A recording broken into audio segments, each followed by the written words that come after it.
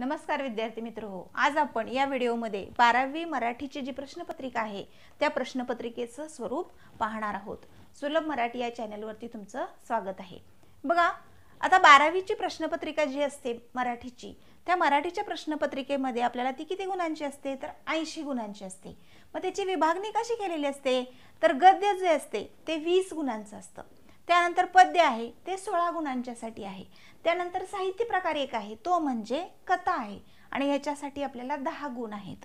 त्यानंतर उपयोजित मराठी ह्याच्यामध्ये आपल्याला 4 घटक आहेत, त्या घटकांना 14 गुण आहेत आणि त्यानंतर व्याकरण व लेखन हा अतिशय महत्त्वाचा आणि चांगले गुण मिळवून देणारा प्रश्न आणि विभाग म्हणजे व्याकरण व लेखन, त्याच्यासाठी आपल्याला या ठिकाणी 20 गुण असलेले दिसतात। आता या 80 गुणांची विभागणी आपण बघितली।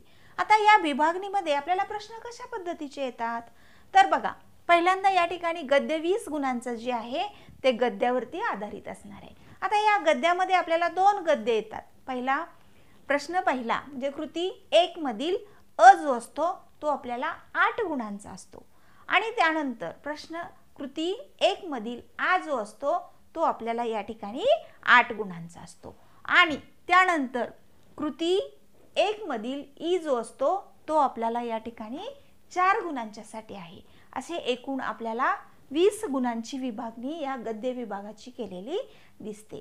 आता तुमच्या पाठ्यपुस्तकामध्ये जे गद्य आहेत त्या गद्यावरती आधारित तुम्हाला 2 गद्य उतारे येणार, त्याच्यावरती प्रश्न येणार, ते 8-8 गुणांचे आणि जो अपठित असतो तो ई प्रश्न असतो आणि ई प्रश्नामध्ये तुम्हाला त्या ठिकाणी अपठित गद्य असतं, त्याला 4 गुण असतात।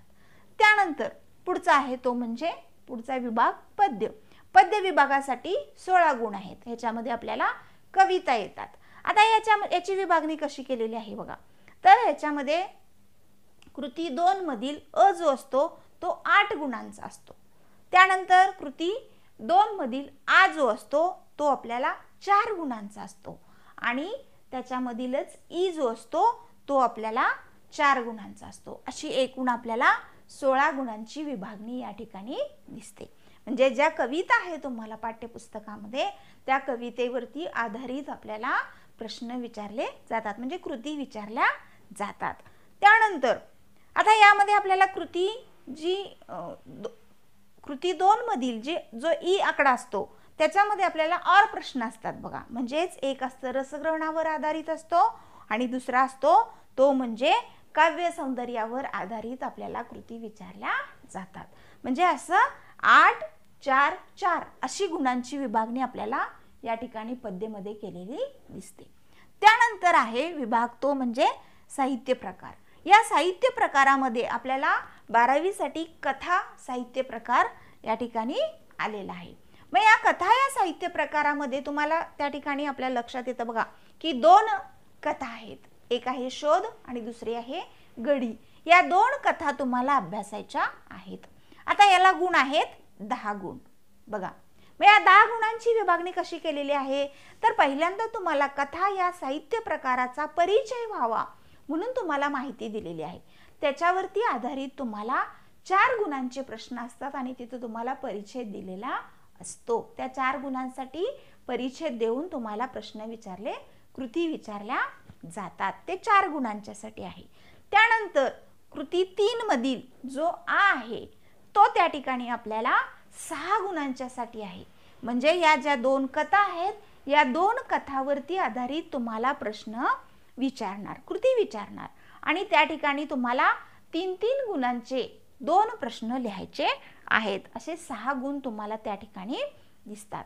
हे झालं साहित्य प्रकार कथा, याच्यामध्ये 10 गुणांची विभागणी आपल्याला 4 अधिक 6 अशी केलेली दिसते। त्यानंतर उपयोजित मराठीमध्ये आपल्याला 14 गुण आहेत बघा। उपयोजित मराठीमध्ये आपल्याला किती घटक आहेत तर एकूण 4 आहेत। कोणते? मुलाखत, माहितीपत्रक, त्यानंतर अहवाल आणि वृत्तलेख, हे 4 घटक आहेत आणि ह्या 4 घटकाचा आपल्याला काय करायचं आहे, अभ्यास करायचा आहे। आता एक सोपी आयडिया मी तुम्हाला या ठिकाणी सांगते बघा, कारण या ठिकाणी तुम्हाला काय केलं जातं तर किंवा प्रश्न असतात, म्हणजे और प्रश्न असतात, त्यामुळे तुम्ही ह्याच्यामधील 4 पैकी 2 कथा जरी केल्या तरी सुद्धा तुम्हाला अगदी चांगले त्या ठिकाणी 14 पैकी चांगले मार्क मिळून जातात. आता उपयोजित मराठीमध्ये आपल्याला काय करायचंय बघा, कसे प्रश्न स्वरूप आहे, 14 गुणांची विभागणी कशी केलेली आहे. तर त्याच्यामध्ये पहिल्यांदा आहे ते म्हणजे उपयोजित घटकावरती आधारित आपल्याला कृती विचारली जाते. ती 4 गुणांची असते. 2-2 गुणांच्या 2 कृती अशा आपल्याला एकूण 4 मार्काच्या 2 कृती लिहायच्या आहेत. त्यानंतर त्याच्यामधला आहे तो म्हणजे उपयोजित मराठीमधला चौथा जो आहे तो आपल्याला 10 गुणांसाठी आहे. आणि या 10 गुणांसाठी तुम्हाला 2 प्रश्न लिहावे लागतात. 5-5 गुणांचे असे 2 प्रश्न लिहिले की तुम्हाला इथं 10 मार्काची विभागणी दिसते.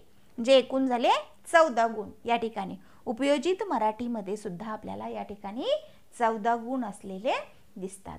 त्यानंतर पुढचा आहे तो म्हणजे व्याकरण व लेखन.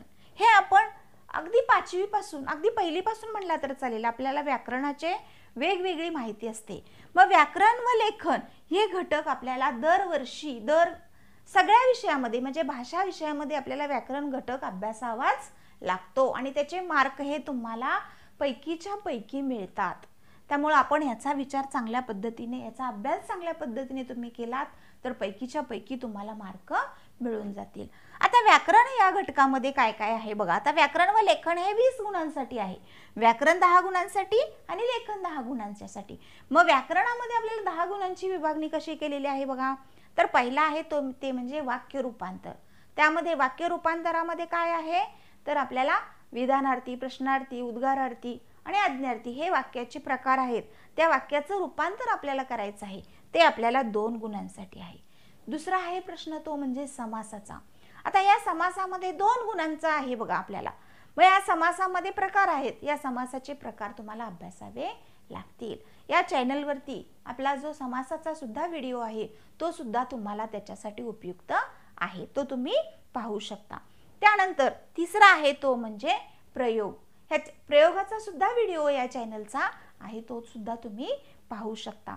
या प्रयोगामध्ये त्याच्यामध्ये आपल्याला 2 गुणांचा आहे, लक्षात घ्या.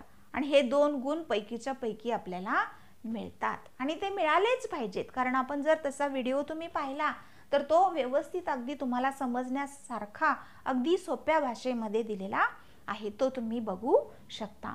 त्यानंतर चौथा आहे तो म्हणजे अलंकार. त्याच्यासाठी सुद्धा आपल्याला 2 गुण आहेत आणि या अलंकाराचा सुद्धा तुम्ही अभ्यास चांगल्या पद्धतीने करा म्हणजे तुम्हाला त्या ठिकाणी 2 गुण सहज मिळतील. त्यानंतर 5वा आहे तो म्हणजे वाक्प्रचार. वाक्प्रचाराचा त्या ठिकाणी तिथं सुद्धा तुम्हाला 2 गुण आहेत. असे 5 त्या ठिकाणी व्याकरणामधले तुम्हाला घटक येणार आहेत. पहिला आहे वाक्य रूपांतर, दुसरा आहे समास, तिसरा आहे प्रयोग, चौथा आहे अलंकार आणि 5वा आहे त्या ठिकाणी वाक्प्रचार. 5वा असे 5 घटक तुम्हाला व्याकरणावरती 2-2 गुणांची विभागणी करून 10 गुणांसाठी आहे.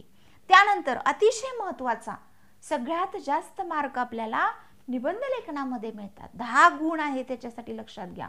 10वीच्या निबंध लेखनासाठी 10वीच्या पेपरमध्ये निबंध लेखनासाठी 8 गुण आहेत आणि 12वी मध्ये निबंध लेखनासाठी आपल्याला 10 गुण असलेले दिसतात. मग ह्या 10 गुणांची त्या ठिकाणी आपल्याला तयारी खूप चांगल्या पद्धतीने आपण करू शकतो. या चॅनलचा त्या ठिकाणी निबंध लेखनाचा सुद्धा व्हिडिओ आहे, तो सुद्धा तुम्ही चांगल्या पद्धतीने ऐकू शकता, पाहू शकता आणि त्याचा उपयोग तुम्हाला बोर्डाच्या परीक्षेसाठी होऊ शकतो. तर बघा त्यामध्ये आता निबंधाचे प्रकार आहेत. वर्णनात्मक निबंध, व्यक्तिचित्रणात्मक निबंध, आत्मवृत्तात्मक निबंध, कल्पनाप्रधान निबंध आणि शेवटचा वैचारिक निबंध. हे 5 प्रकार आहेत. या 5 प्रकारातले 5 निबंध तुम्हाला बोर्डाच्या परीक्षेला येतात. त्यापैकी एक निबंध आपल्याला लिहायचा असतो आणि या निबंध लेखनाचा व्हिडिओमध्ये डिटेल दिलेला आहे, त्याच्यामध्ये तुम्ही पाहू शकता. तर या 10 गुणांचा त्या ठिकाणी तुम्हाला निबंध लिहायचा आहे. म्हणजे बघा इथं लक्षात काय येतं तुमच्या, तर या पुस्तकामधील गद्य, पद्य, साहित्य प्रकार, उपयोजित मराठी आणि व्याकरण व लेखन या 5 विभागामध्ये आपल्याला ही 80 गुणांची विभागणी अगदी चांगल्या पद्धतीने केलेली आहे. तुम्ही या ठिकाणी सगळ्यात जास्त चांगले मार्क मिळवण्यासाठी तुम्हाला उपयोग होणार आहे. पण तुम्ही काय केलं पाहिजे, त्याच्यासाठी या घटकांचा अभ्यास चांगल्या पद्धतीने केला पाहिजे. तर तुम्हाला काय होणार आहे, चांगल्या पद्धतीने तुम्ही पेपर लिहू शकणार आहात. या व्हिडिओमध्ये आपण 12वी मराठी प्रश्नपत्रिकेचं स्वरूप अगदी तुम्हाला या ठिकाणी सोप्या पद्धतीने करून सांगितलेलं आहे। या चॅनलवरती तुम्ही नवीन असाल तर सबस्क्राईब करा आणि लाईक शेअर करा।